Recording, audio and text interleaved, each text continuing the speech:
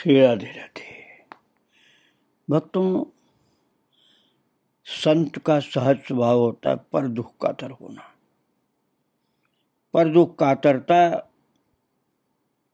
उनके जीवन में बसी रहती है, सहज ही उनका स्वभाव होता है। अपने स्वार्थ का कोई भी ख्याल नहीं होता। ललिता दीदी, जिन्हें भक्त लोग सखी माँ कहते थे, उनका भी स्वभाव यही था। सखी माँ के छोटे भाई श्री दिनेश चंद्र ने अपने ग्रंथ में एक भद्र पुरुष की रचना अमेध्यादपि कांचनम ऐसा दिया है। भद्र पुरुष ने अपना नाम कहीं नहीं दिया। उस रचना में वर्णित घटना मैं आपको बता रहा हूं, जिससे सखी माँ की पर दुख कातरता पर अच्छा प्रकाश पड़ता है। सन 1918 की बात है। 29-30 वर्ष का एक भद्र पुरुष अपनी वृद्धा माँ के साथ पहली बार समाजबाड़ी के सिंह द्वार पर पहुंचा। भक्तों, ये समाजबाड़ी बड़े बाबा का आश्रम है नवद्वीप धाम में, वहीं की बात है। भद्र पुरुष छिन्न मलिन वस्त्र पहने, रूखे बाल, कृशगात, मां पागलनी वेश, अत्यंत दयनीय अवस्था। भीतर नाट मंदिर के पास बैठे एक प्रौढ़ चरित सुधा के अपरा प्रसाद पाल भद्र पुरुष को दूर से देखते ही पहचान लिया। हाथ पकड़ करके ले आए, पास बिठाया। 4 वर्ष पूर्व कलकत्ता के एक विद्यालय में दोनों अध्यापक थे। भद्र पुरुष के 2 छोटे भाई एक ही महीने में चल बसे, तो मां शोक संतप्त है। पाल महाशय ने भद्र पुरुष को सखी मां के दर्शन कराए। सखी मां के आश्रय में रहते रहते 1 वर्ष बीत गया और चैत्र संक्रांति से पूर्व रात्रि में भद्र पुरुष को हैजा कॉलरा हो गया। अगले दिन अपराह्न तक जीवन मृत्यु का संघर्ष चलता रहा। सखी मां ने जो कुछ किया उसे स्मरण करके भी प्राण कांप जाते हैं। उसका वर्णन करते हुए मैं आत्मसंवरण करने में असमर्थ हूं। करुण आर्तनाद से मेरा मर्म छिन्न विच्छिन्न हो जाता है। मुमूर्ष अवस्था में भद्र पुरुष ने एक बार सखी मां के चरणों की ओर देख अपने वक्ष पर हाथ फिराया। सखी मां ने भद्र पुरुष की इच्छा जान करुणा विगलित चित्त से जय गुरु ऐसा कहते हुए अपने दोनों पैर उसके सीने पर रख दिए। सूर्यास्त से पूर्व ही भद्र पुरुष की देह निस्पंद हो गई। आयु सूर्य अस्त हो गया। अंतिम सत्कार की परिकल्पना और सामाजिक आयोजन यथारीति धीर गंभीर भाव से चलते रहे। सखी मां युवक के सिरहाने निश्चल बैठी है, मनो आज वे इस जगत में नहीं है। एकाएक उठी और ग्रहाविष्ट की तरह दौड़ लगाए। ग्रहाविष्ट की तरह दौड़ करके श्री गुरुदेव के समाधि कक्ष में प्रवेश करके तर्जन के साथ अनुरोध करने लगी, देखो तुम्हारी ठाकुर बाड़ी, ठाकुर सेवा सब पड़ा रहेगा। मैं तो स्वतंत्र आचरण करने वाली हूं, जिधर मन करेगा वो चली जाऊंगी। असमय ही यम के मुंह में ढकेल देने के लिए ही इन अल्पवयस्कों को पकड़ कर लाते हो? क्या यही तुम्हारा काम है? अच्छा, अपना काम लेकर तुम रहो। मैं तुम्हारी क्या लगती हूं? मेरी बात क्यों सुनोगे? मैंने कौन सी बात सुनी है जो तुम सुनोगे? उस दिन बड़े बाबा महाशय का शुभ जन्मोत्सव था। तैयारियां चल रही हैं, पर आज सखी मां परम उदासीन। उनकी उदासीनता देख सभी स्तब्ध, विस्मित और निरुत्साहित थे। दिन बीत रहा है। कल संध्या से आज अब तक सखी मां एक मुहूर्त के लिए भी उस भद्र पुरुष को छोड़कर नहीं गई। बीच बीच में कोई न कोई आकर उत्सव की विधि व्यवस्था को लेकर पूछताछ करता। ये उदासीनता दिखा रोक देती। क्षण क्षण में बस जय गुरु यही बोल देती थी। थोड़ी देर में समाधि कक्ष से निकलकर उद्भ्रांत की तरह दौड़ी आई, पूर्ववत सिरहाने बैठ गई और किसी और कोई ध्यान नहीं। कोई आधे घंटे के भीतर भद्र पुरुष के वक्ष में जरा सा स्पंदन, नाक में श्वास वायु का संचार अनुभव हुआ। भक्तों, गुरु की शक्ति कही जाए कि शिष्य की शक्ति कहा जाए, समझ में नहीं आता है। एक अद्भुत घटना घटी है। मृतदेह में कैसे जीवन संचार हुआ, वे सर्वशक्तिमान संचारक ही जाने। गुरुदेव बड़े बाबा, शिष्या सखी मां, दोनों का जीवन दिव्य था। जैसे दोनों की कृपा एक साथ साक्षात्कार अर्थात प्रकट हो गई। उदारता, माधुर्य और करुणा की वे मूर्त प्रतीक आज प्राकृत चक्षुओं के अंतराल में रहकर भी शांत सुधा वर्षण द्वारा जीवों के पाप ताप हर रही हैं। उनके श्रीमुख से उच्चारित जय गुरु ये शब्द हम लोगों के हृदय आकाश में उदित हो प्राणों को झकझोर दें। महाराज, मृतक देह में, उस भद्र पुरुष के मृतक देह में जीवन संचार कैसे हुआ, वे तो गुरु और शिष्य ही जाने, क्योंकि वही भगवान की शक्ति को धारण किए हुए सर्वशक्तिमान संचारक थे। और जय गुरु शब्द केवल माता बोल रही थी सखी मां, और अपने गुरुदेव के चरणों में गिरी जा रही थी। श्री रामकृष्ण परमहंस देव की एक अनुगत ब्रह्मचारिणी दुर्गापुरी ने एक बार सखी मां से कहा था, लोगों से कोई बात सुनो और पास आकर आंखों से देखो तो आकाश पाताल का अंतर मिलता है। तुम्हारे विषय में लोगों से नाना प्रकार की बातें सुनकर एक धारणा बना ली थी। तुम्हारा आचरण और बातचीत का ढंग देखने के बाद वो धारणा बदलनी पड़ी।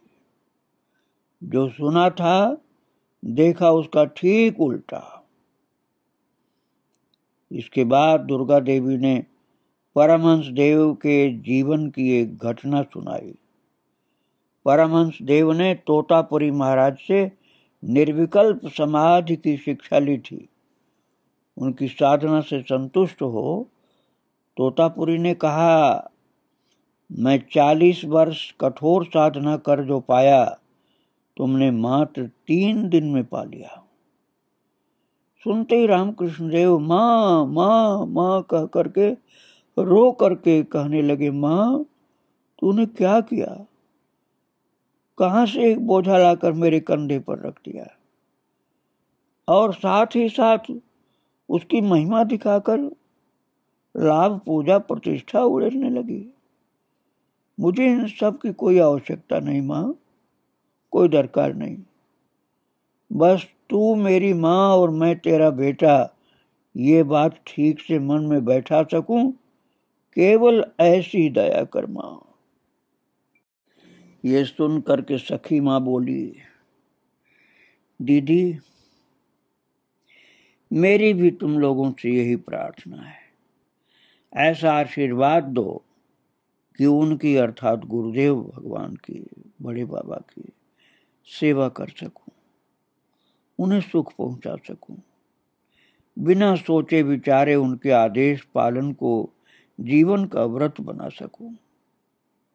दुर्गा देवी बोली, बना सकूं क्या? तुमने तो डंका बजा करके सारी शंकाएं दूर करके गोटी पका ली है। तुम्हें और क्या चिंता? तुम तो पहले से बनी हो। परमहंस देव के प्रति सखी मां बड़ी श्रद्धा भक्ति रखती थी। उन्होंने श्री हरिदास ठाकुर के समाधि मंदिर के महंत श्री गोपीदास जी से कहा था, गोपी, परमहंस देव की जीवनी पढ़ना, बहुत कुछ जान जाओगे। वे रह रह करके माँ माँ बोलते थे, कृष्ण कृष्ण गोविंद गोविंद बोलते थे। कोई कोई उनका उपहास करता। उन लोगों की श्लेष भरी टिप्पणियां सुनकर परमहंस देव ने कहा था, अरे मैं तो माँ का नाम ले रहा हूं, तुम लोग ये सब क्या कर रहे हो? अच्छा ठहरो, आज मैं माँ को सब बता दूंगा। तोतापुरी जी ने भी टिप्पणी की, तुम ये जो माँ माँ करते हो वो तुम्हारी माँ नहीं है, माया माया। वेदांती के लिए एकमात्र ब्रह्म ही सत्य है और सब मिथ्या। समझे? उनकी ऐसी ब्रह्म भाव की शुष्क बातें सुन करके परमहंस देव ने कहा, मैंने देखा है, तुम्हारा ये ब्रह्म ही पंचभूत के फंदे में पड़कर रो रो कर हैरान हो जाता है। आंखें बंद कर मन को कितना ही क्यों न समझा, आप समझाओ, चाहे जितना क्यों न समझाओ, और तुम रात दिन मन को समझाते हो कि तुम्हारा जन्म नहीं। बात ये, तोतापुरी जी ज्ञानी पुरुष थे और परमहंस जी ज्ञानी के साथ भक्त ज्यादा थे। इसलिए वो तोतापुरी से कह रहे हैं कि तुम रात दिन मन को समझाते हो कि तुम्हारा जन्म नहीं, मृत्यु नहीं, पाप नहीं, पुण्य नहीं, सुख नहीं, दुख नहीं, तुम जरा मरण रहित हो। किंतु जैसे ही जरा सी सर्दी खांसी हुई या अन्य कोई शिकायत हुई अथवा किसी भी रूप रस का प्रलोभन आकर के कुरेद गया, सब भूल गए। और तब दुख यंत्रणा की ताड़ना से तुमने भाग दौड़ और आरंभ कर दी। भाग दौड़ की आरंभ अर्थात चेष्टा में, साधना में, पुकार में लग गए, उसके प्रतिकार की चेष्टा में परेशान हो गए। और यदि मान भी लूं कि मां माया ही है, तब भी दुखी होने की कोई बात नहीं। माया द्वार नहीं छोड़े तो क्या कोई ज्ञान के मंदिर में घुस सकता है? मेरी विराट शक्तिमयी मातृ रूपणी महामाया की दया न हो तो दुख का अवसान हो सकता है क्या? मैं मां की संतान हूं, वे दया कर मेरे लिए रास्ता छोड़ देती हैं, तभी मैं उन्हें देखता हूं, उनके साथ सुख दुख की दो चार बातें करता हूं। मां की कृपा के बिना तुम कितनी ही चेष्टा क्यों न करो, कुछ होने का उपाय नहीं, उपाय नहीं कोई भी, दूसरा कोई उपाय नहीं। बात यह है भक्तों की तोतापुरी जी तो माया मानते थे देवी को, और परमहंस देव ईश्वर को साक्षात स्नेहमयी जननी के रूप में देखते थे। व्याकुल हो करके रो करके कहते थे कि मैं कुछ नहीं जानता, तुझे ही जानता हूं, जो करना है तो तू कर।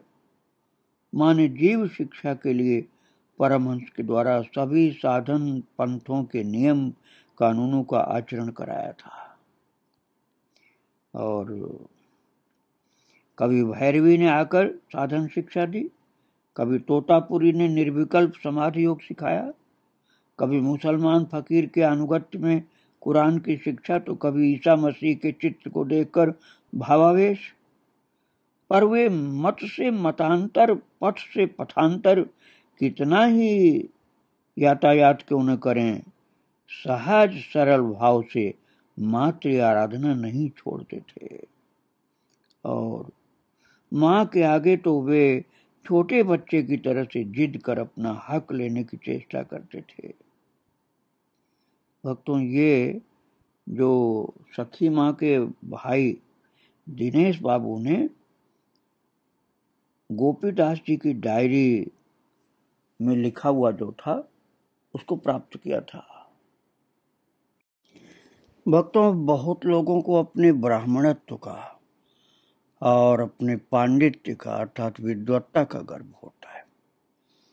जिसके हाथ का पानी भी नहीं पीते, ऐसे अब कम लोग हैं ऐसे, लेकिन फिर भी कोई कोई इस बात का बहुत ध्यान रखते हैं।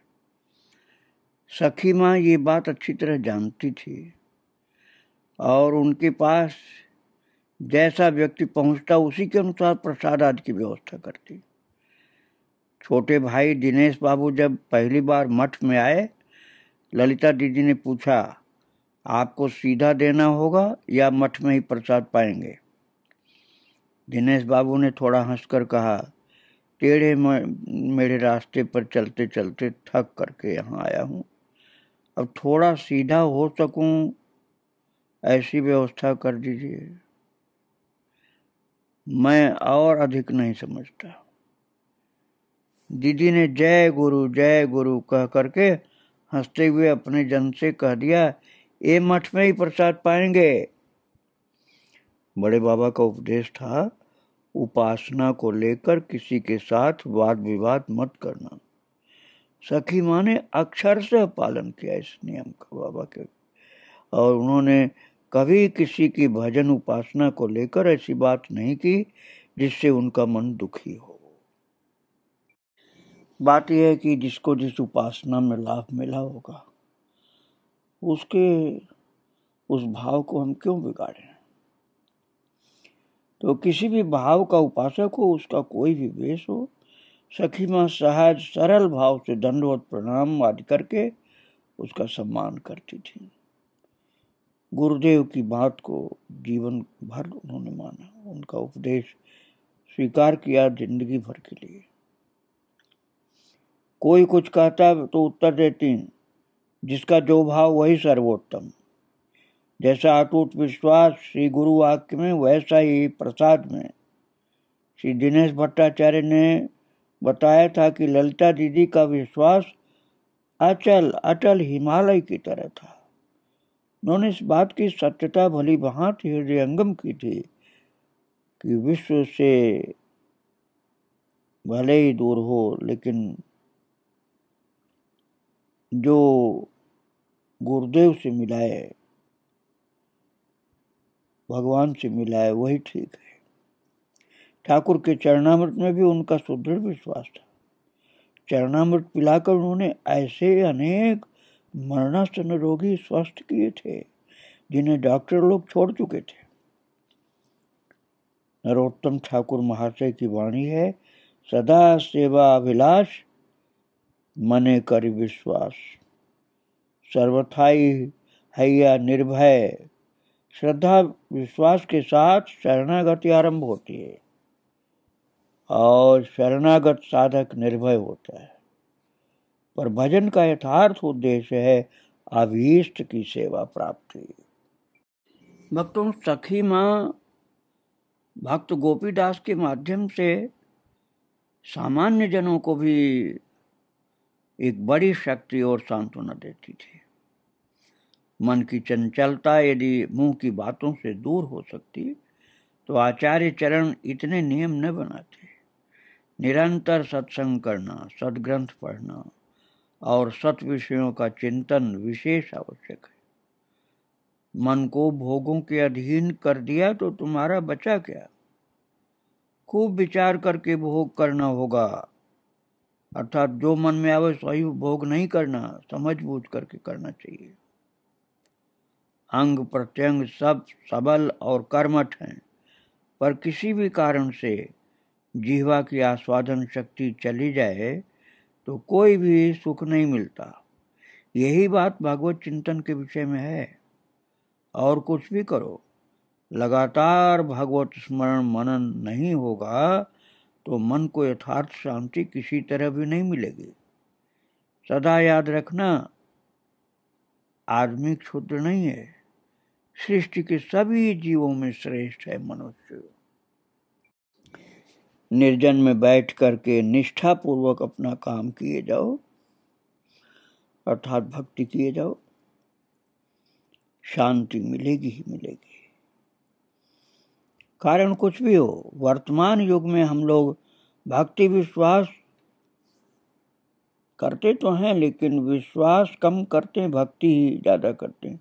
विश्वास को भी इसी तरह से खूब किया जाए तो भक्ति और विश्वास दोनों का लाभ अधिक मिलेगा। और जो भगवान ने कहा ना 12वें अध्याय में, त्यागात शांतिरनंतरम, त्यागात शांति निरंतरम, शांति अनंतरम। ये बात भी लोग भूल गए हैं। हमने सत्य को त्याग दिया है, इष्ट को त्याग दिया, अनित्य को त्याग दिया। अरे ये थोड़े त्यागना चाहिए, इष्ट को नहीं त्यागना चाहिए, सत्य को नहीं त्यागना चाहिए। नासमझी बस ऐसा करते हैं, इष्ट को त्याग देते हैं, सत्य को त्याग देते हैं। त्यागना है अनित्य को, अनित्य को त्याग दें तो उसी त्याग से इस घोर अविश्वासी युग में भी संसार को परम शांति का आगार बनाया जा सकता है। ये सब भोग करते करते ही प्रभु को जो विशेष करुणावान है उनकी कृपा होती है, सावधानी पूर्वक त्याग पूर्वक यदि भोग होगा तो। यही बात सिखाने के लिए सब महापुरुष हमारे बीच में आते हैं, आचरण का मार्ग दिखा जाते हैं। सबसे पहले चाहिए आहार शुद्धि, उसके बिना चित्त किसी भी प्रकार स्थिर नहीं होगा। अभक्ष भक्षण छोड़कर सात्विक आहार से चित्त का विशुद्ध भाव बढ़ाना नितांत आवश्यक है। कुछ लोग कहते हैं स्थूल देह स्थूल भोग विलास के साथ मन का कोई संबंध नहीं। तर्क करने से काम नहीं चलेगा। पूर्व मनुष्यों ने बहुत प्रकार से परीक्षा करके स्थिर किया है। स्थूल आहार पककर ही नाना प्रकार से मन को पुष्ट करता है। आहार शुद्ध हो चित्त शुद्धि, इसीलिए कहा गया चित्त शुद्ध हो ध्रुव स्मृति। तो इसे ही किसी भी प्रकार से अस्वीकार नहीं किया जा सकता है। जिन लोगों ने इन नियमों को बनाया था वे लोग बहुत समझदार थे, उनकी बात को ऐसे ही नहीं उड़ा देना चाहिए। दृढ़ विश्वास रखना, स्थूल देह की सामान्य मलिनता भी मन को चंचल कर देती है। इसीलिए भागवत आराधना या अन्य कोई सत्कार्य करने से पूर्व स्नान शौचाचार आदि के द्वारा स्थूल देह को मालिन्य शून्य बनाना होता है। इस विषय में शास्त्रीय प्रमाणों का अभाव नहीं है। सखी माँ कहती थी, तभी कहती हूँ स्थूल देह को इस प्रकार रखो कि मन में कोई चंचलता न आए और बाहरी कोलाहल से थोड़ा दूर रहकर स्थिर भाव से इष्ट चिंतन में लगे रहो। विषय भोग वासनाओं से मन को हटाने के लिए विशेष विचार द्वारा ये भाव स्थिर करना होगा कि ये भोग अभी मनोरम है, परिणाम में अत्यंत दुखदायक है। और हताश मत हो, एक बार में न हो तो 100 बार 1000 बार चेष्टा करो। गीता में भगवान ने जीव शिक्षा के लिए 2 अध्याय में अर्जुन से कहा है, ध्याय तो विषयान पुंस संगस्तेषु उपजायते, अर्थात विषयों का ध्यान करते करते विषय ही मिलते हैं और उनके संग प्रभाव से सर्वनाश करने वाले काम क्रोध लोभ मोह आदि प्रकट होकर ध्यानकर्ता का पतन कर देते हैं। सर्वनाशक विषय चिंतन न कर सर्वमंगलमय इष्ट का चिंतन करना चाहिए। तो हर प्रकार से मंगल होगा, इसमें कोई संदेह नहीं है। आनंद रसघन नित्य शुद्ध इष्ट चरणों में स्वयं को बेच सकें, जो भाव अच्छा लगे, प्रभु, सखा, प्रियतम, माता पिता, कोई भी भाव जो अच्छा लगा अपने मन को, भगवान से जोड़ना होगा। उसी भाव से उन्हें संबंध बंधन में बांधकर तदनुरूप भजन में लग सके, तब और चिंता नहीं रहेगी। बस उनका चिंतन करते करते जब साधक का शरीर पुलकित होगा, मन प्रफुल्लित होगा और प्रेमाश्रुओं से मुख वक्ष भीग जाएंगे, भाव गदगद वचनों से कंठ शुद्ध हो जाएगा, तो अन्य विषय चिंतन के लिए तिल भर समय नहीं मिलेगा। उस अवस्था में मुक्तियां सालोक सामीप्य सारूप सायुज्य भी साधक के द्वार पर खड़ी होकर व्याकुल होकर उसकी कृपा दृष्टि की अपेक्षा करेंगे। सखी मां कहती हैं, भगवान सत इच्छा पूर्णकारी है, असत की इच्छा नहीं करो, सत की इच्छा करो। याद रखो, यदि तुम्हारा आग्रह निष्कपट है अर्थात सत्य है, असत वाली चीज नहीं है, तो वे निश्चय ही प्रभु तुम्हारी सहायता करेंगे। भक्तों, इस प्रकार से माता उपदेश करती थी और अपने जीवन को उन्होंने जिस प्रकार से गुरु चरणों का किंकर बना करके भगवान के विश्वास से संपूर्ण भक्ति करके अपने जीवन को महान बनाया था, वही उपदेश करती थी। उनके चरित्र को आगे आप फिर सुनेंगे। आज उनको, उनके गुरुदेव को और प्रभु को प्रणाम करके यहीं विराम दे रहा हूँ। श्री राधे राधे, जय श्री राधे।